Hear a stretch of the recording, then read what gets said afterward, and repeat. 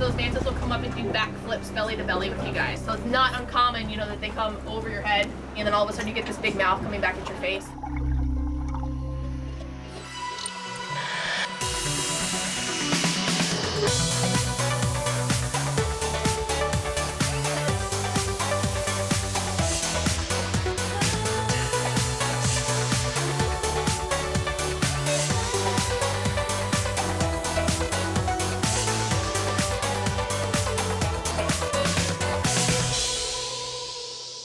Hello and welcome to The Travel Show with me, Carmen Roberts, coming to you this week from Hawaii, where a little later on in the program, I'll be taking a dive after dark in search of the famous friendly Kona manta rays that have been wowing divers here for years. We meet some of Berlin's newest tour guides, drawn from the recent influx of refugees. Hello, I just want to say welcome. I came from Sudan and my name is Anur. We're in Taiwan, meeting one man with some serious puppetry skills. And Michelle's back with some inspiration. Her roundup of world events takes in funky Denmark and a proper test of endurance in the Falkland Islands.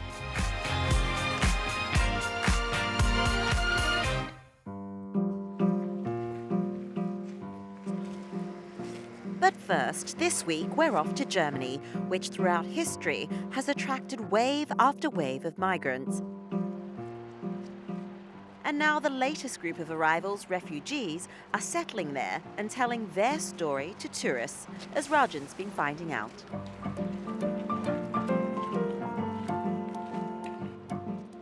A crisp, icy winter's day in Berlin, but not enough to deter sightseers from all around the world from seeking out the kind of art, history, and a dash of kitsch that only Germany's capital can provide.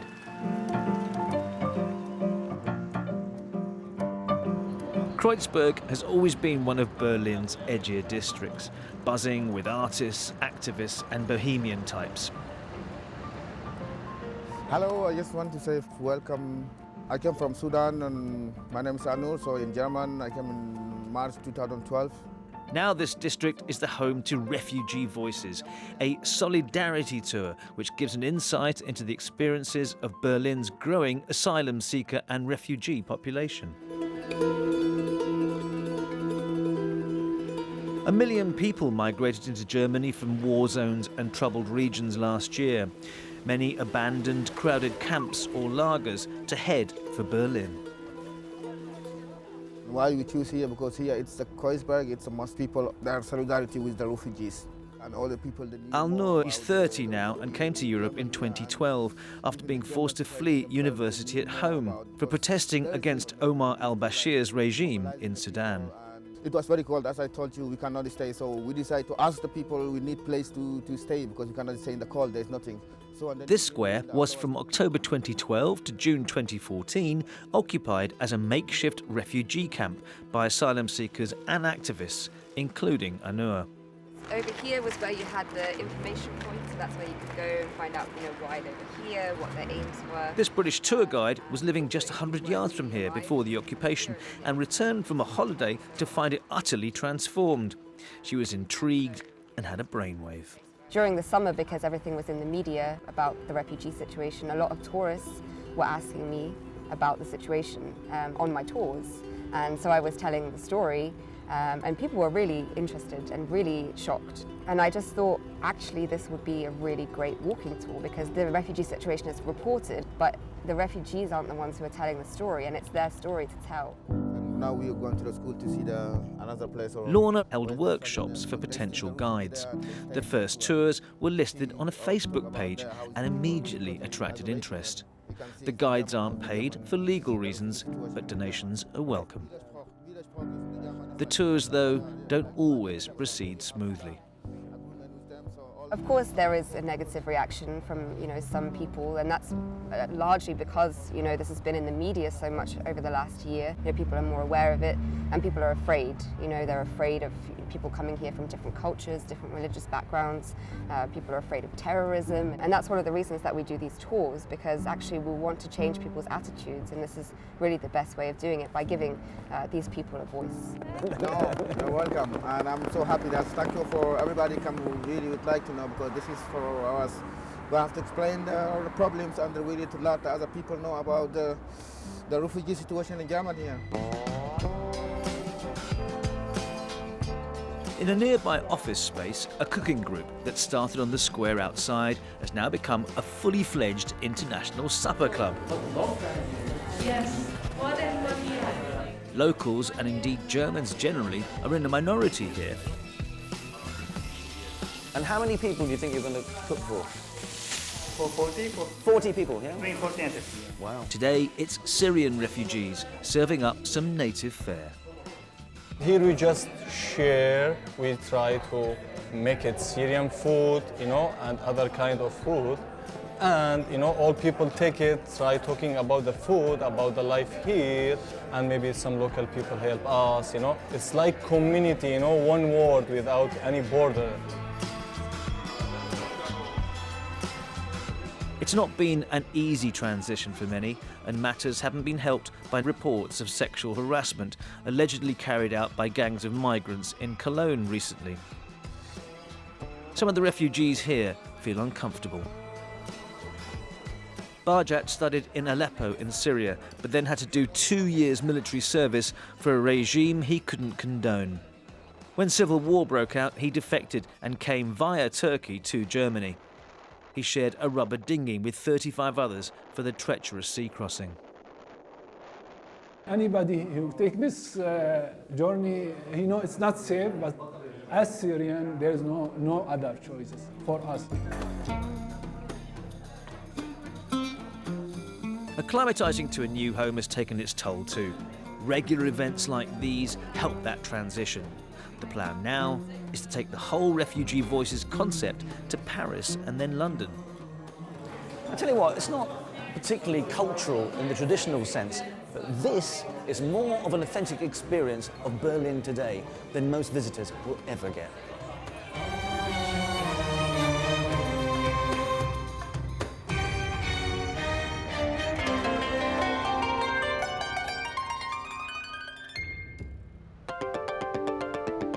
Next, our regular catch-up with the people who make travel tick. This week, the puppet master of Taiwan.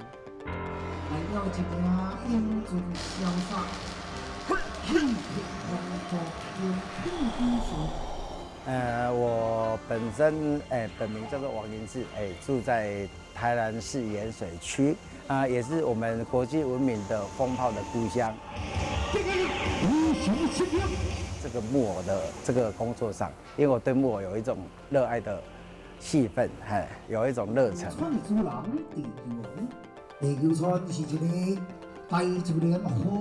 台湾的最基本传统的布袋戏就是以歌仔戏跟布袋戏为主，而且以前的人从他们一开始就有所谓的戏院做这个演出。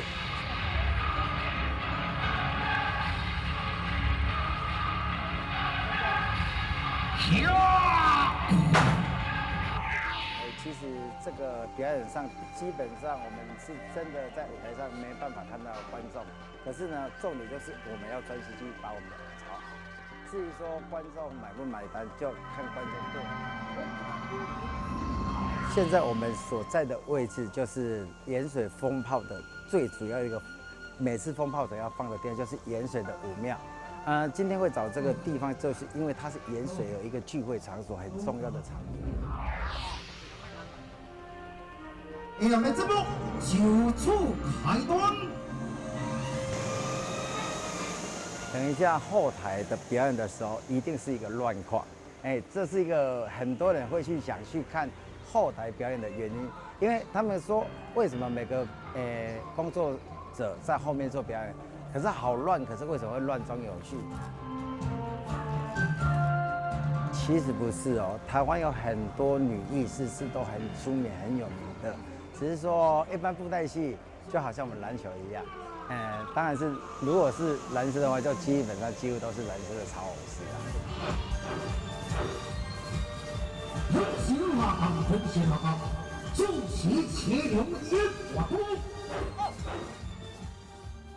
基本上当然就是观众了，观众对我们的认同，对我们觉得我们表演的艺术是一个成功的表演的话，当然就是我们最大最开心的地方。而且如果把我们台湾的文化木偶传承下去，这个就是我们的重点，也是我们最爱的。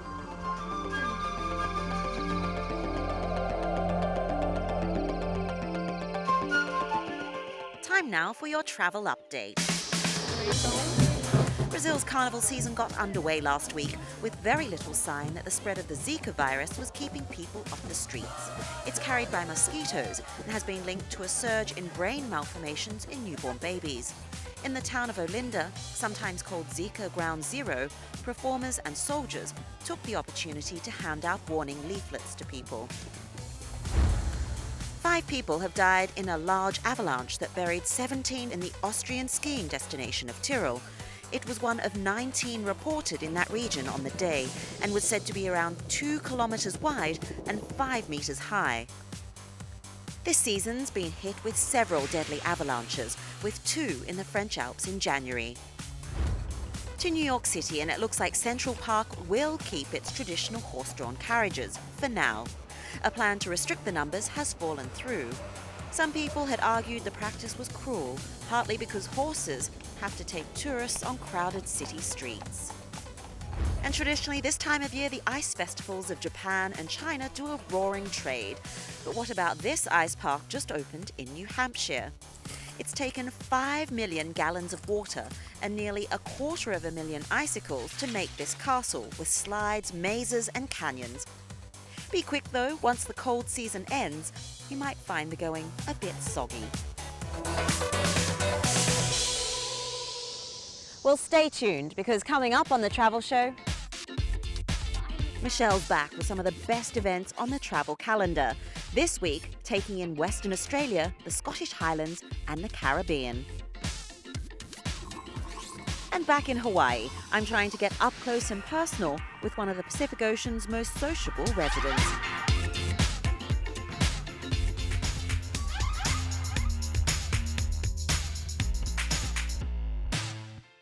The Travel Show, your essential guide wherever you're heading.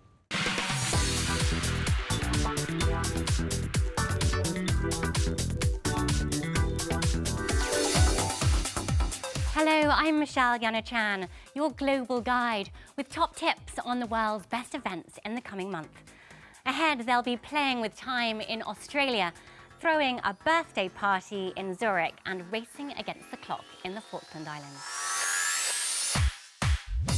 But first, in the UK, Groove Cairngorm kicks off on March 11th in Aviemore in the Scottish Highlands. The music festival takes place over the same weekend as the Scottish Freestyle Championships, so expect top riders as well as top artists. After the competitions, there'll be après-ski with live music and DJs in a big top. Headliners include hip-hop DJ Grandmaster Flash, DJ Yoda and Eton Messi. Half a world away, the Standard Chartered Stanley Marathon takes place on March 20th on the Falkland Islands. One of the most southerly long-distance races. This is no walk in the park. Conditions are often very tough. Steep gradients, high winds and bad weather can hamper progress during this race, known as one of the toughest marathons around. But it might be colder here at the Denmark Frost Festival. Until February 26th, the capital, Copenhagen, will be hosting concerts and events across the city. There are always the most unexpected of venues, from empty swimming pools to abandoned aquariums to the rather chilly botanical gardens. This year, there'll be a 3-day residency at Hotel Astoria, where the band Lima will be performing new material. Other artists include Kentor, the Choir of Young Believers, and Ice Age with the Stargazer Ensemble. If you're in Zurich this year, then it'll be a big year for Dadaism. Celebrating 100 years since the art movement was founded, the Cabaret Voltaire is staging 165 themed soirees, each honouring a particular Dada artist. Across the Swiss city, there'll be events, performances and exhibitions, including the arts festival Manifesta, which in part takes place in the floating Pavilion of Reflections on Lake Zurich. Back in the UK, the British capital is hosting the Head of the River race, which starts on March 19th. Over 400 crews take part in the 4.25-mile race on the Thames in London, which begins in Mortlake and ends in Putney, running on an ebb tide. The race is processional, with crews starting one behind the other at 10-second intervals. The winner returns the fastest time. The number to beat is just over 16.5 minutes, the race record to date. The Perth International Arts Festival runs until March 6th, with 1,000 contemporary artists in action, from theatre to music to film and literature, performing at venues and outdoor spaces across the Western Australian capital. The hottest tickets this year include South African artist William Kentridge's Unmissable, Refuse the Hour, a phantasmagorical opera, and Wynton Marsalis and the Jazz at Lincoln Center Orchestra, paying homage to swing. Finally, in the Dominican Republic from February 23rd, the Master of the Ocean begins in Cabarete on the North Shore. For 5 days, athletes will be competing in kite surfing, surfing, windsurfing and stand-up paddleboarding. The winner has to show mastery in all 4 disciplines. And for those spectating, there'll also be a full musical agenda called Independance. That's my Global Guide this month. Let me know what's happening in the place where you live or where you love. We're on email and across social media. Until next time, happy traveling. Well, back here in Hawaii, we're on the Big Island. It's the largest island in the Hawaiian archipelago, and its terrain is diverse. They've got everything from coloured beaches to active volcanoes and lush rainforests. But it's the underwater life that I'm here to see. It's widely known that the Kona coast on the west side of Hawaii Island is the best place in these parts to spot a manta ray.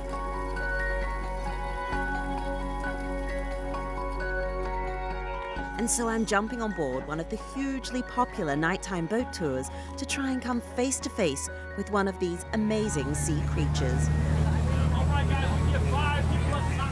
We leave the harbour just before sunset and head to the dive site. As far as diving with the manta rays goes, this is the #1 place to do so on the planet. The Kona manta rays are hugely popular because they are the most accessible population of manta rays in the world. So it's not uncommon, that they come over your head. They'll come into my video lights, they spin around behind me, and then all of a sudden you get this big mouth coming back at your face. According to the experts, you have a roughly 80 to 90% chance of seeing them. They are friendly. They have no teeth, no barbs, no stingers, so they are essentially harmless to you. But they are very large, which can be intimidating for some people. The manta rays are beautiful, and I have never heard somebody say, "Oh, that was horrible. That was," everybody says that was the best thing I've done on my vacation, or I came to Kona just to do the mantas and they didn't let me down. Legislation is currently being drafted to try and put a cap on the number of divers and snorkelers in the water. Tour operators say as many as 300 to 400 people are vying each night to see the mantas, and not everyone abides by the rules. For instance, touching the manta rays can remove the slime coating from their bodies, which protects them from infection. Some boats linger at the dive sites with motors and propellers running, while others use lights under the hull of the boat.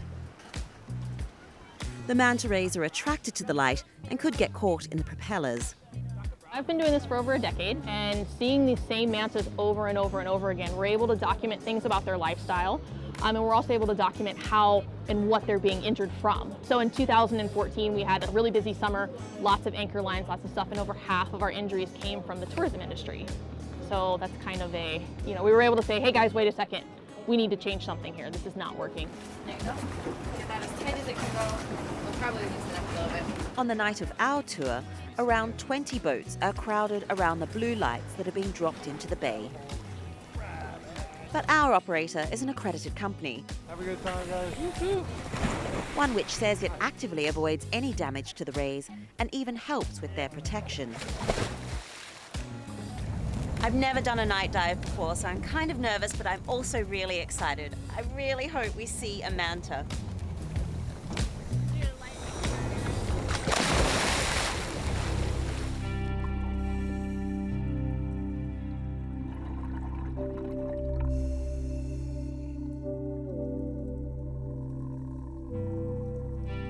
I was unprepared for the darkness underwater. I could only see as far as my hand torch could reach. On the rocky ocean floor, it was surreal yet serene.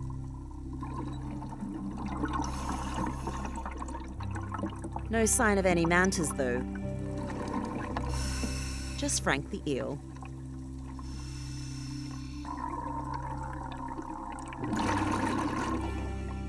And despite claims that this area is teeming with rays, I didn't spot a single one.